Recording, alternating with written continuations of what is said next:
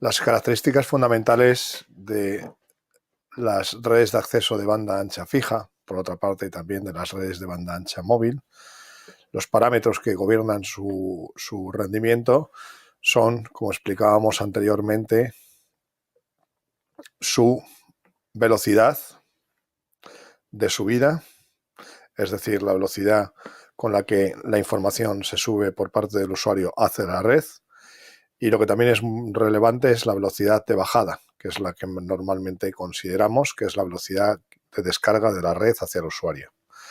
El otro parámetro relevante a efectos del diseño de una red de acceso es la latencia y, por otra parte, el alcance en la distancia.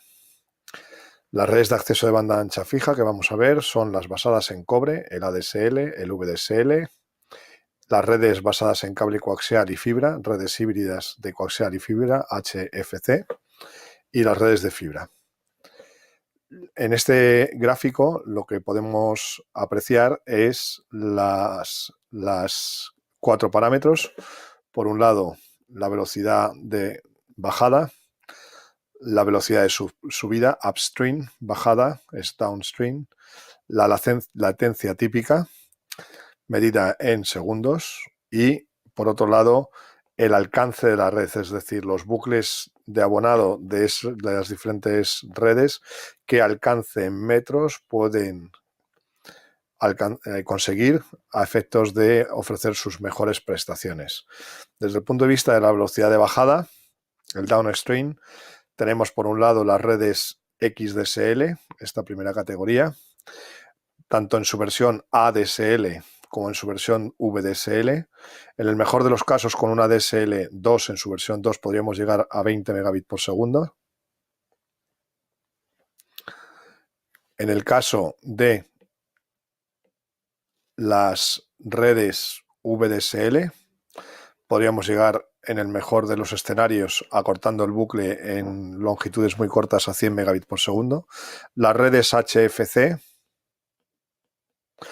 Hybrid Fiber Coax, que alcanzarían 200-300 megabits por segundo, no obstante está en evolución.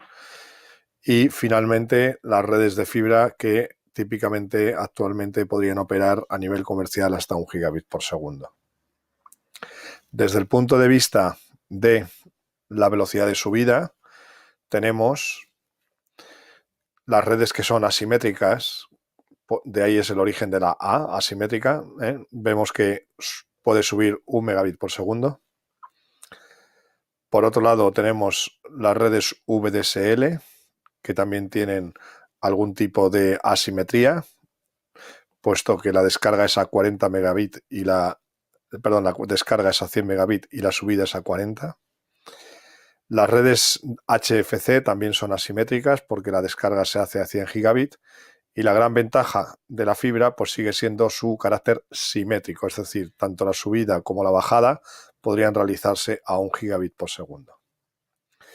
Por otro lado tenemos la latencia, ese parámetro que ya hablábamos anteriormente, que mide el tiempo que tarda la red en transmitir un bit desde un terminal emisor.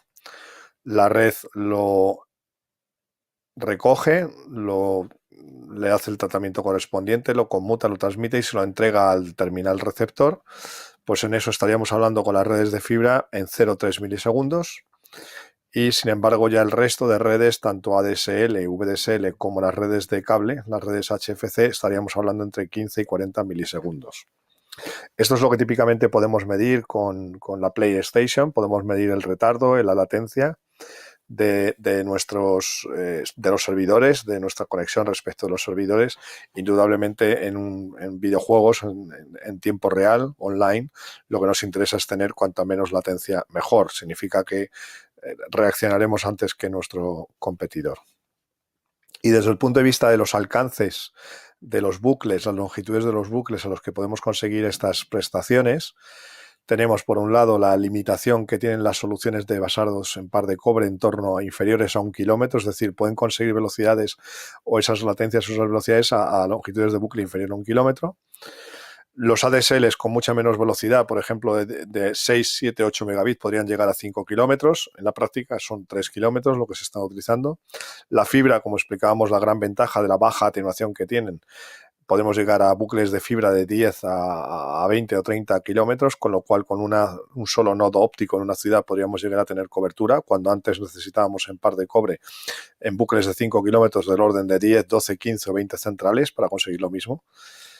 Y luego finalmente las redes HFC, que precisamente por ese tramo de fibra pues también podrían conseguir prolongar la distancia entre el nodo y los bucles en varias decenas de kilómetros.